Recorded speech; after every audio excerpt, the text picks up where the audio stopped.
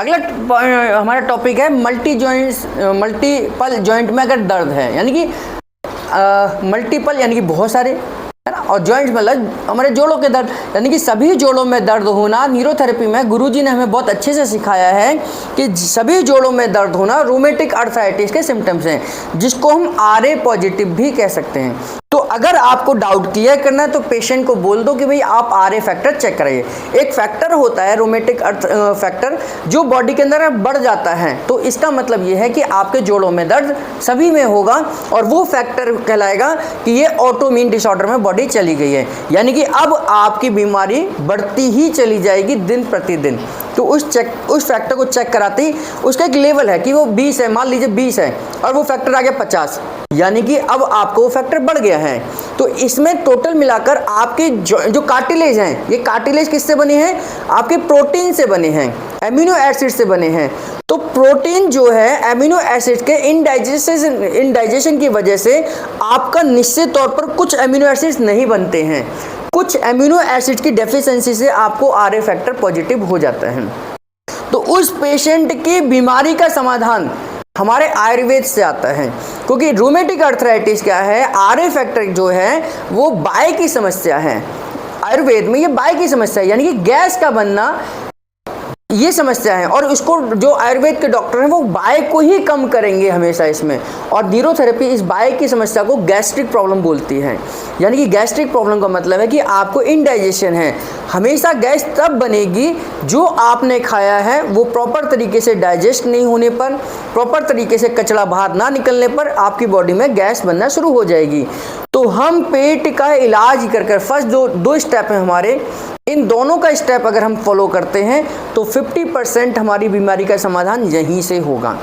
दूसरा, फिर न्यूरोथेरेपी में डायग्नोज के आधार पर कि उसका एसिड बढ़ा हुआ है तो क्या होगा, उसको एसिड और अल्कलाइन दोनों बढ़े हुए तो क्या होगा, ये बैलेंस करना है। तीसरा, गुरुजी ने इसके लिए एक अलग फॉर्मूला बनाया, new star modified formula. New star modified formula आपके जॉइंट्स पेन के लिए ही दिया जाता है।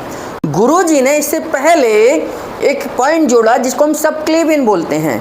सबक्लेवियन पॉइंट क्या है? सबक्लेवियन एक जंक्शन है जो हमारी पूरी बॉडी को ब्लड सर्कुलेशन के साथ जोड़ती है। ये जो जंक्शन है इसको सबक्लेवियन जंक्शन बोलते हैं। यहाँ से हम पूरी बॉडी के लिम्फेटिक सिस्टम को स्टिमुलेट कर सकते हैं, यहाँ से हम पूरी बॉडी के आर्टरीज के सिस्टम को स्टिमुलेट कर सकते हैं। तो सबक्लेवियन पॉइंट देकर हम पूरी बॉडी के आर्टरीज को स्टिमुलेट करते हैं। आर्टरीज से क्या कि हर जॉइंट में ब्लड सप्लाई जाएगी। जब हर जॉइंट में ब्लड सप्लाई जाएगी तो वहाँ पर कार्बोनिक एसिड जो जमा हो गया है वो वहाँ से रिलीज होगा, ऑक्सीजन वहाँ पहुँचेगी, और कार्बोनिक एसिड कार्बन डाइऑक्साइड में कन्वर्ट होकर लंग्स के द्वारा बाहर आ जाएगी। तो सबक्लेवियन देना है, RE चलाना है ताकि कि वहाँ की मसल्स रिलैक्स हो सके, वो अपना काम प्रॉपर तरीके से कर सके। और न्यूरोथेरेपी ने एक वरदान के तौर पर एक और प्रोसेस बताया, मुखादुति। मुखादुति का मतलब है कि जब हम श्वास को लेकर मुंह से छोड़ते हैं और मैक्सिमम श्वास के लेकर मैक्सिमम छोड़ना मुखादुति है, यानी कि मैक्सिमम लेना और मैक्सिमम ही छोड़ना, इस कॉल्ड मुखादुति। मुखादुति से हम ऑक्सीजन अंदर लेके जाते हैं और उस ऑक्सीजन को हर उस जॉइंट तक पहुंचाते हैं जहां दर्द है। उस जॉइंट के आसपास जो कार्बोनिक एसिड जमा है वो ऑक्सीजन को देखते ही अपना स्थान छोड़ देता है, क्योंकि जहां कार्बन डाइऑक्साइड होगी वहां ऑक्सीजन नहीं होगी, जहां ऑक्सीजन होगी वहां कार्बन डाइऑक्साइड नहीं होगी। तो जैसे ही ऑक्सीजन जॉइंट्स के पास पहुंचती है वहां से कार्बोनिक एसिड अपना स्थान छोड़ते हैं, वो ब्लड सर्कुलेशन में आ जाते हैं, और ब्लड सर्कुलेशन के द्वारा हम कार्बन डाइऑक्साइड के रूप में उनको बाहर निकाल देते हैं।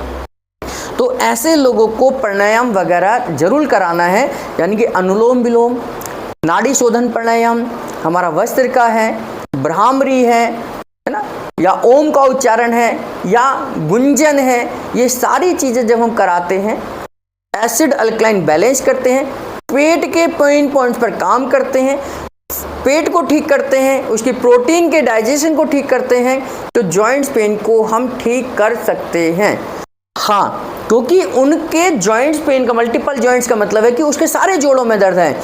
ये जोड़ों में दर्द होने का मतलब है कि वहाँ पर स्वेलिंग भी है, तो स्वेलिंग वाले पेशेंट को, रूमेटिक अर्थराइटिस वाले पेशेंट को गुरुजी ने साफ साफ ब्लैक बुक में लिखा है, पहले 2 दिन तक तो कोई भी फिजिकल नहीं देना है, केवल उनको ब्रीदिंग एक्सरसाइज, हाथ से ट्रीटमेंट देना है, बहुत कम प्रेशर से देना है, नहीं तो उनका दर्द बढ़ जाएगा, निश्चित तौर पर बढ़ेगा अगर हम उनको प्रेशर के ट्रीटमेंट देंगे, क्योंकि हड्डियां अंदर से खोखली हो गई हैं।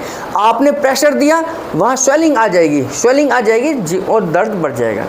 तो गुरुजी ने ऐसे पेशेंट के बारे में बोला है कि कम से कम 1 हफ्ते तक तो केवल और केवल हल्के हल्के आप जॉइंट घिसाई करिए और उनको मुखादुती कराइए। जब आप यहाँ से मलते हैं, घिसते हैं, तो यहाँ जो कार्बोनिक एसिड होगा ये मेल्ट होकर ब्लड में आएगा, और जब वो सांस छोड़ेंगे तो ये कार्बन डाइऑक्साइड के रूप में बाहर आ जाएगा। तो पहले 7 दिन आप केवल ये ट्रीटमेंट दीजिए अगर बहुत ज़्यादा पेन है। इसके बाद में सबक्लेवियन और जोड़ दीजिए, फिर मुखादुती कराइए जॉइंट घिसाई के साथ में, फिर उसके साथ में न्यू स्टार मॉडिफाइड और जोड़ दीजिए, फिर इलाज करिए। पेन पॉइंट्स पर काम करना, पेट को ठीक करना, जॉइंट इसको एसिड अल्काइन को बैलेंस करना, और इस तरीके से कॉन्सेप्ट पर काम करेंगे तो निश्चित तौर पर हमने बहुत सारे ऐसे क्रिटिकल पेशेंट देखे हैं जिनके हाथ पैर ऐसे टेढ़े हो जाते हैं, उंगलियां टेढ़ी हो जाती हैं, पैर टेढ़े हो जाते हैं, और बहुत हीमोग्लोबिन डाउन हो जाता है ना, और स्वेलिंग आ जाती है जॉइंट्स पे। तो ऐसे पेशेंटों को भी न्यूरोथेरेपी के ट्रीटमेंट से आराम आ जाता है, लेकिन न्यूरोथेरेपिस्ट को भी चाहिए कि बहुत सावधानी के साथ ट्रीटमेंट दें, और पेशेंट को भी चाहिए थोड़ा पेशेंस के साथ ट्रीटमेंट लें, क्योंकि ये जो बीमारी है वो कभी भी ठीक होने वाली समस्या नहीं है। ये ऑटो इम्यून डिसऑर्डर है जिसका समाधान दुनिया में किसी डॉक्टर के पास नहीं है, केवल या तो आयुर्वेद कर सकता है या एक न्यूरोथेरेपिस्ट उस कॉन्सेप्ट को समझ कर सकता है। धन्यवाद।